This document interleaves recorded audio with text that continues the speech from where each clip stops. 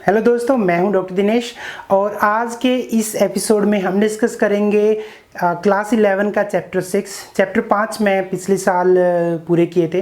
तो किसी personal reason की वजह से मुझे अक्टूबर 2020 में अपने लेक्चर्स को स्टॉप करना पड़ा था। 33 लेक्चर मुझे याद है मैंने बनाए थे। क्लास 11 के 5 चैप्टर कंप्लीट हो गए थे। तो आज हम छठा लेक्चर शुरू कर रहे हैं और इसमें हम स्टडी करेंगे कि what is the work done by a force. Work done by a force क्या होता है और उसका क्या एक्सप्रेशन होता है, तो उसके बारे में हम पढ़ेंगे। तो उससे work done by the force पढ़ने से पहले मैं आपको थोड़ा सा रिवाइज कराऊं कि दो वेक्टर्स की क्रॉस प्रोडक्ट और स्केलर प्रोडक्ट के बारे में मैंने पढ़ाया था पिछले वाली यूनिट में। तो स्केलर प्रोडक्ट होती है A dot B is equal to A B cos theta. A is the magnitude of vector A, B is the magnitude of vector B and theta is the angle between A and B. इससे cross product होती है A cross B, वो आपको पता है vector A cross vector B की जो cross product होती है वो होती है magnitude of A magnitude of B sign of angle between them into n. N is a unit vector which is perpendicular to both A and B.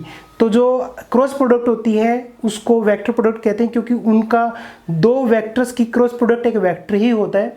और scalar product इस दो वेक्टर को इसलिए कहते हैं डॉट प्रोडक्ट को scalar product क्योंकि दो वेक्टर्स की डॉट प्रोडक्ट एक स्केलर होता है ए बी कोस थीटा। यहाँ पे कोई वेक्टर नहीं है तो दो वेक्टर्स की डॉट प्रोडक्ट को हम स्केलर प्रोडक्ट कहते हैं क्योंकि दो डॉट प्रोडक्ट से हमें एक स्केलर मिलता है लेकिन वेक्टर प्रोडक्ट से हमें एक वेक्टर मिलता है, इसलिए हम उसको वेक्टर प्रोडक्ट को हम क्रॉस प्रोडक्ट को हम वेक्टर प्रोडक्ट बोलते हैं। तो देखिए हम निकालते हैं कि work done by a force क्या होता है। जैसे हम जब भी किसी ऑब्जेक्ट के ऊपर फोर्स लगाते हैं, जैसे मान लेते हैं हम गाड़ी को धक्का मारते हैं या फिर हम बुक रखी है बुक को ऐसे हाथ लगा देते हैं, कोई भी चीज़ हो जब उसके ऊपर हम ऐसे फोर्स लगाते हैं तो उसमें एक डिस्प्लेसमेंट होता है। जैसे मान ले आपका दोस्त आपके पास में खड़ा, आपने उसको धक्का मारा एकदम से तो वो अपनी जगह से ऐसे हिल जाएगा। तो जैसे वो अपनी जगह से हिलेगा तो उसमें डिस्प्लेसमेंट होगा और आपने एक फोर्स लगाया और एक डिस्प्लेसमेंट हुआ तो वो उससे आप निकाल सकते हैं कि आपने जो फोर्स लगाया उससे कितना वर्क डन हुआ। तो वर्क डन क्या होता है, लेट अस एग्जांपल लेते हैं। हमारे पास एक ये हॉरिजॉन्टल सरफेस पर एक ब्लॉक रखा हुआ है और एक फोर्स एफ लगाया आपने थीटा एंगल के ऊपर, हॉरिजॉन्टल से थीटा एंगल के ऊपर है। तो इस फोर्स के दो कंपोनेंट होंगे, एक होगा एफ कोस थीटा, एक एफ साइन थीटा। ये पिछले वाले यूनिट्स में मैं बता चुका हूँ आपको कि जब एक वेक्टर होता है तो उसके दो कंपोनेंट होते हैं जो अलोंग द एंगल दिस यानी along the horizontal F cos theta होता है, along the vertical F sine theta होता है अगर एंगल थीटा जो है वो हॉरिजॉन्टल के साथ हो तो इसके फोर्स के दो कंपोनेंट हो गए, F cos theta along the horizontal हो गया और F sine theta along the vertical हो गया। तो क्योंकि हमारा ऑब्जेक्ट जो है देखिए सरफेस पे ही अलोंग द हॉरिजॉन्टली मूव कर रहे हैं तो जो फोर्स एफ साइन थीटा है वो हमारे ऑब्जेक्ट पे काम नहीं कर रहा है। हमारे ऑब्जेक्ट पे सिर्फ फोर्स लगा हुआ है एफ कोस थीटा क्योंकि उसकी वजह से ही हमारा जो ऑब्जेक्ट है वो यहाँ से यहाँ यानी डिस्प्लेसमेंट डी होगी हमारे ऑब्जेक्ट की। ठीक है, तो वर्क डन क्या होता है, वर्क डन होता है कंपोनेंट ऑफ द फोर्स जो उस डायरेक्शन में है जिस डायरेक्शन में डिस्प्लेसमेंट हुई है and multiplied by the displacement. तो एफ कोस थीटा ही हमारे ऑब्जेक्ट पे वर्क कर रहा है क्योंकि एफ साइन थीटा जो वो परपेंडिकुलर है वो हमारे ऑब्जेक्ट को डिस्प्लेस नहीं कर रहा है। तो एफ कोस थीटा और मल्टीप्लाइड, ये मल्टीप्लाई का साइन है, multiplied by D, D is the displacement. तो F cos theta into D यानी इसको लिख सकता हूं मैं एफ डी कोस थीटा। तो देखिए ए डॉट बी क्या होता है, ए बी कोस थीटा, यानी ए बी कोस थीटा को मैं क्या लिख सकता हूं, vector A dot vector B.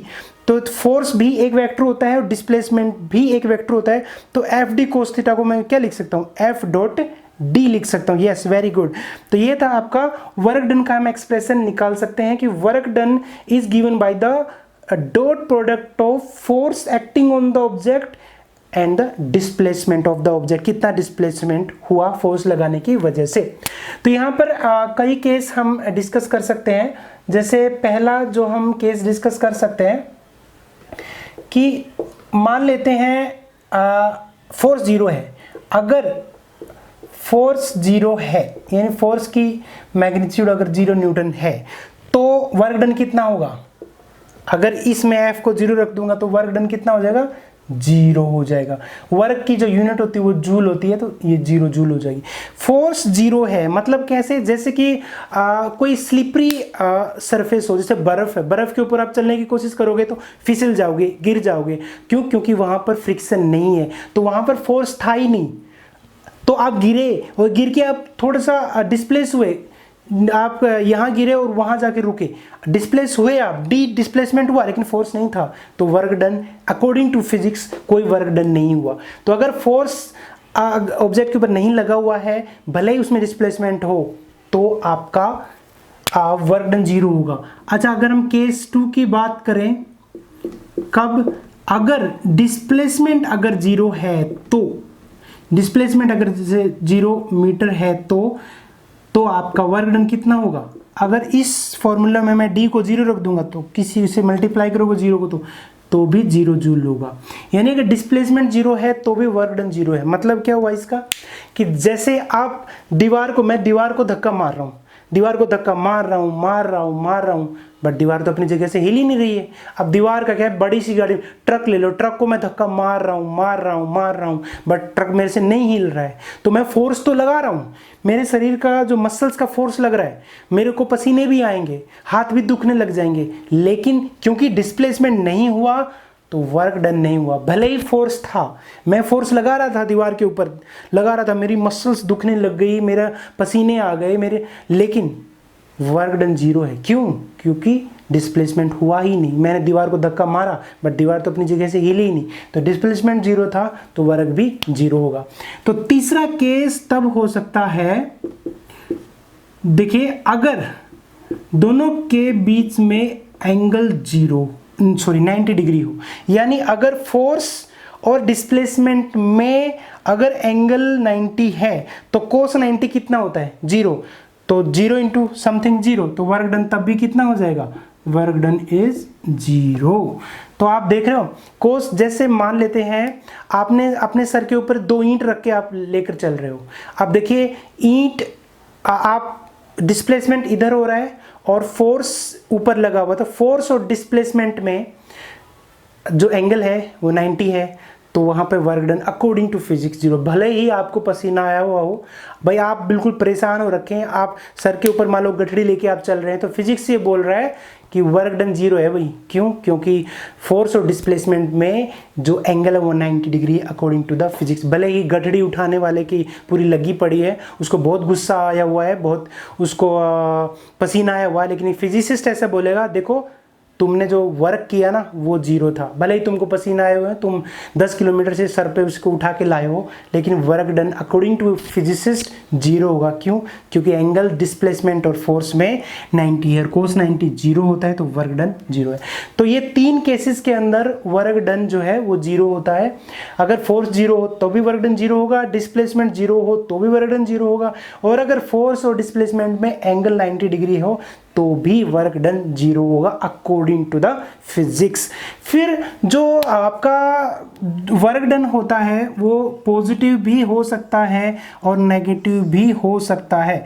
अगर मैं केस 4 की बात करूं, अगर जो थीटा है आपका, theta greater than equal to 0 degree और less than equal to 90 degree है, तो वर्क होगा आपका पॉजिटिव। देखिए, थीटा अगर यानी फोर्स और डिस्प्लेसमेंट में एंगल 0 डिग्री या उसके बराबर हो या 90 डिग्री या उससे कम हो, यानी कोस 90 0 होता है, उससे 90 डिग्री या उससे कम होगा तो कोस जो थीटा वो पॉजिटिव होगा, और कोस पॉजिटिव होगा तो वर्क डन पॉजिटिव होगा।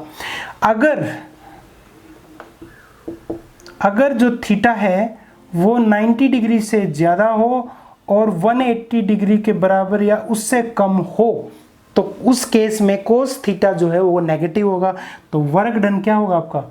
नेगेटिव। तो वर्क जो है वो आपका एक, क्योंकि एक स्केलर क्वांटिटी है, आपको ये स्केलर प्रोडक्ट से पता चले गया था, वर्क एक स्केलर क्वांटिटी है, तो ये पॉजिटिव भी हो सकती है, नेगेटिव भी हो सकती है। वो डिपेंड करेगा कि फोर्स और डिस्प्लेसमेंट में एंगल कितना है।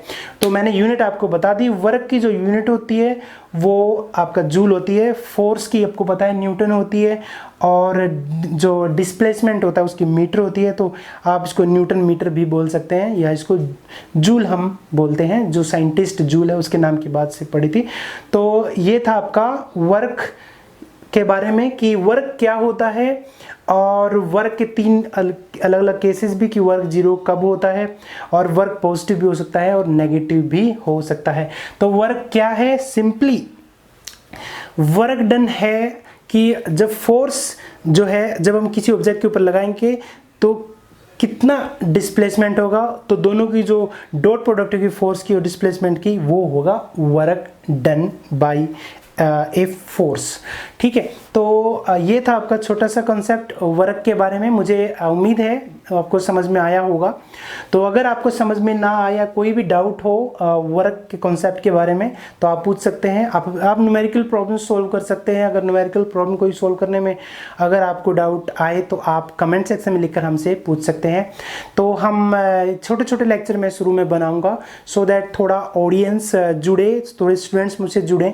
एक बार स्टूडेंट्स जुड़ जाएंगे तो मैं बड़े बड़े लंबे लंबे लेक्चर और जो प्रैक्टिस के लिए प्रॉब्लम सीरीज भी हम शुरू कर सकते हैं। बस मुझे पता है थोड़ा टाइम लगेगा क्योंकि मैं काफ़ी टाइम के बाद बना रहा हूँ, तो थोड़ा स्टूडेंट्स जुड़ने में थोड़ा टाइम लगेगा। लेकिन एक बार स्टूडेंट जुड़ जाएंगे तो हम एक बार फिर से फ्लो में पढ़ाई शुरू करेंगे।